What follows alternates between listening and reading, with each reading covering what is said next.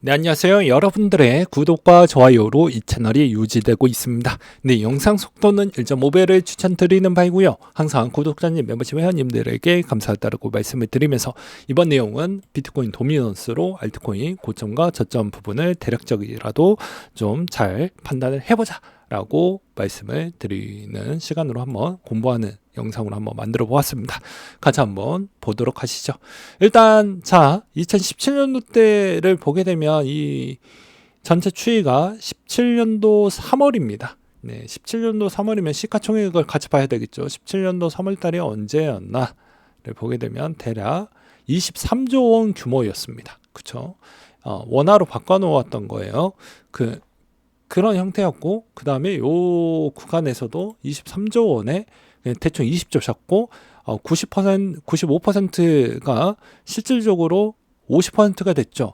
그러면 당연히 45% 정도 그냥 대충 계산하기 쉽게 50%면 20조 중에 10조가 ICO 쪽으로 자금이 가서 ICO 붐이 생각보다 많았다.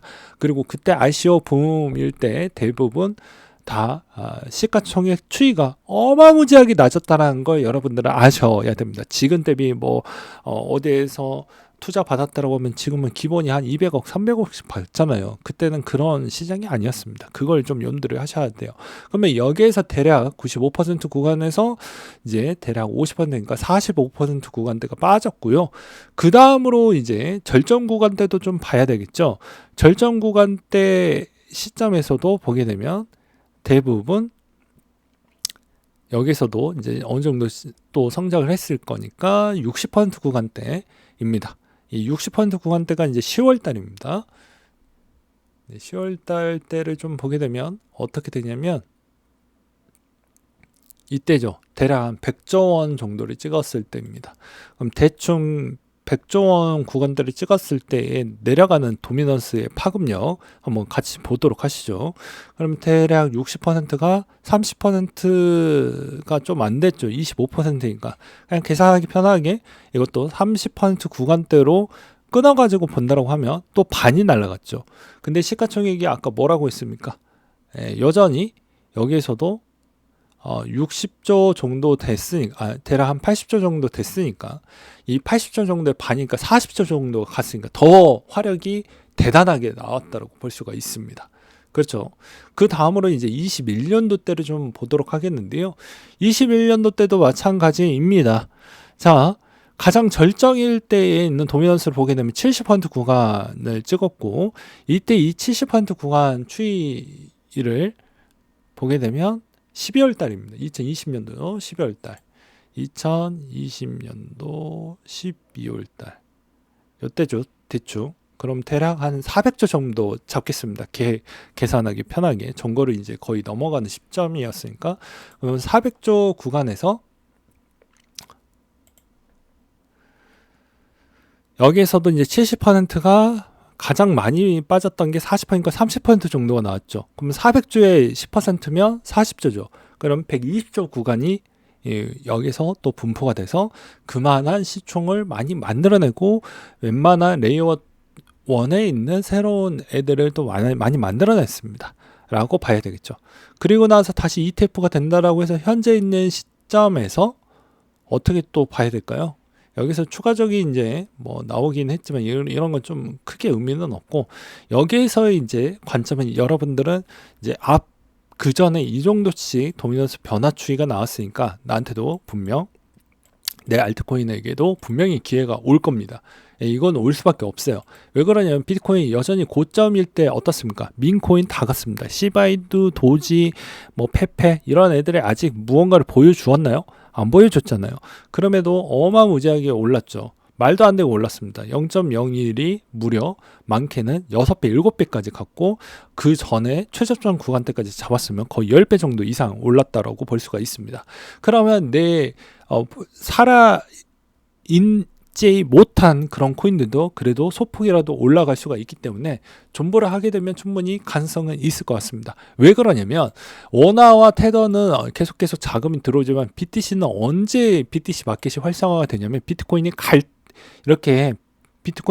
때 대부분 스위칭해서 비트코인으로 알트코인을 살려고 하는 시점이 오게 됩니다. 어느 시점 때 대부분 이제 나오게 되냐면 아까 보여드렸던 시가총액과 도미넌스 추이를 종합해서 본다고 하면 대부분 전고점을 돌파하고 어느 정도 올라가고 요 시점에서 거의 끝나는 그 직전 때 한번 슈팅이 나와주고요. 그 다음에 대부분 이 전고점을 뚫을 때 한 번 더 슈팅이 나오고 그 다음에 시즌 아웃 될 때 한 번 더 줍니다. 대부분 시즌 아웃 될 때 이거를 정리를 못했을 경우에는 어렵겠죠. 왜 시즌 아웃일 때만 대부분 나올까요?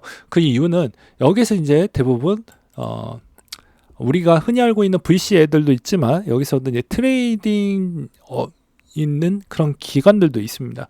그러면 비싸기 때문에 대부분 알트를 한 번 더 먹고 나오려고 하는 전략이 나온다라는 것이죠. 그러면 요 시점에서도 마찬가지입니다. 지금의 55% 구간 왔다 갔다 하고 있지만 아무래도 BTC 마켓의 활성도가 여기서 1%만 떨어져도 얼마입니까? 지금 요 고점일 때 1600조 원이었죠. 그럼 16조 원입니다. 그럼 상당한 파급력이 꽤 크겠죠. 여기서 10%만 떨어져도 100조 원대가 넘어가겠죠. 근데 여기서도 지금 레이어 1 애들이 이때와 자금 사이즈 규모가 다릅니다. 지금은 이제 10조 원대까지 많이 올랐던 레이어 1들이 좀 많이 보이죠. 이때는 대부분 1조 원대에서 많게는 5조 원대가 좀 많았습니다. 이때는 1조 원대 거의 보일랑말랑 했었고요. 차이점이 이게 있습니다. 그럼 10조 원대를 기준점으로 단순 계산을 해본다고 하면 어느 정도가 떨어지는 게 맞을까요? 네, 당연히 여기서 10%면 160조 원입니다. 그쵸? 그럼 20%면 300조 원이 넘겠죠. 30%면 얼마가 되겠죠?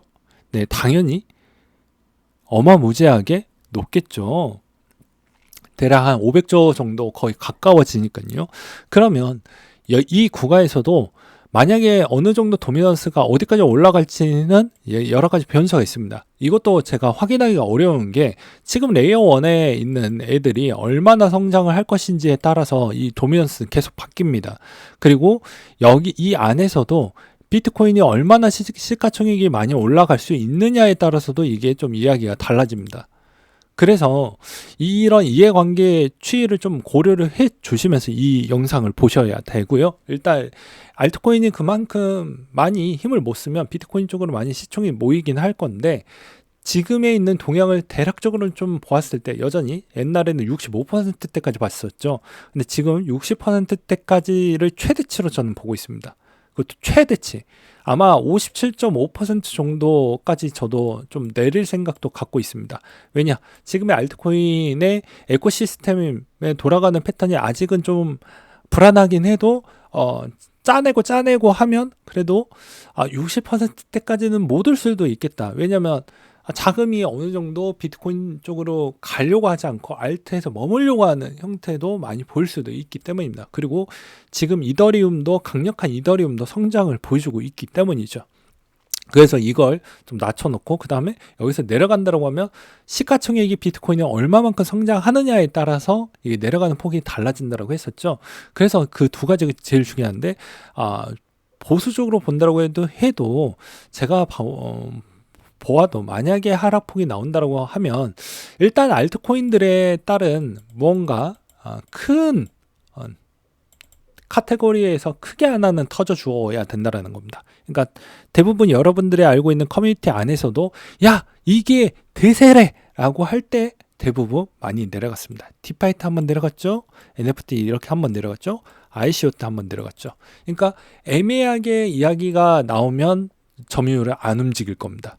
근데 제대로 이게 하나의 테마가 나오고 하나의 카테고리가 이쪽에서 집중화되는 자금 형상이 나오게 된다고 하면 못해도 20% 정도는 보수적으로 잡는 거예요. 20%에서 25% 정도 때까지 내려오면서 불장이 나올 확률이 전 높다라고 보고 있습니다. 그때 비트코인의 시가총액은 어디일지 모르겠지만 예를 들어서 2천조 때까지 만약에 성장을 했다고 하면 20%면 얼마죠? 당연히 400조 원 정도가 나오겠죠. 그래서 퍼센티지에 따른 효과를 이런 형태로 좀 풀어서 설명을 드렸습니다. 그래서 현재 있는 알트코인에 얼마만큼 이 도미넌스를 뺏어올 수 있을 만한 프로젝트들이 얼마나 잘 성장을 하고 있는지도 중요하고요. 거기에서 대표적인 이더리움이 얼마만큼 또 성장을 해서 비트코인의 도미넌스를 많이 뺏어오면서 나머지 알트코인에게 자금이 계속 흘러갈 수 있게끔 만들어지는 것도 좀 지켜봐야 되겠죠. 그래서 여러분들이 알트코인 비중이 워낙 높은 거 알고 있기 때문에 이런 영상도 만들어서 보았습니다. 그럼에도 불구하고도 알트코인 충분히 가능성이 높은 이유는 여전히 이 안에 순수한 투자자도 있지만 더러운 투자자도 있고요. 치졸한 투자자도 있고요. 그리고 좀 선심을 쓰려고 하는 투자자도 있고요. 여러 가지 투자자가 있습니다.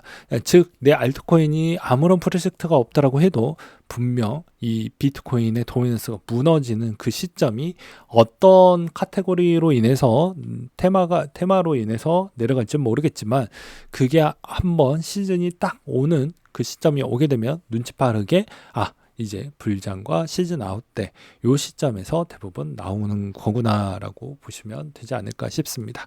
그리고 통상 지금 시점에서도 도미넌스도 어느 정도 내려갈 때 대부분 불장이 좀 나왔다라고 많이 나오잖아요. 뭐 이런 민코인도 엄청 많이 갔고 그다음에 평균적으로 오래됐던 코인들도 대부분 평균 수익률 추이로 본다라고 해도 거의 2배에 가까운 수익률을 많이 냈습니다. 아무리 못 간다라고 해도 2배 거의 가까운 수익률을 많이 냈기 때문에 항상 존버는 위대하고 그 존버 속에서도 충분히 여러분들이 생존 가능한 전략은 이렇게도 있다라는 걸 말씀을 드리면서 이상으로 마치도록 하겠습니다.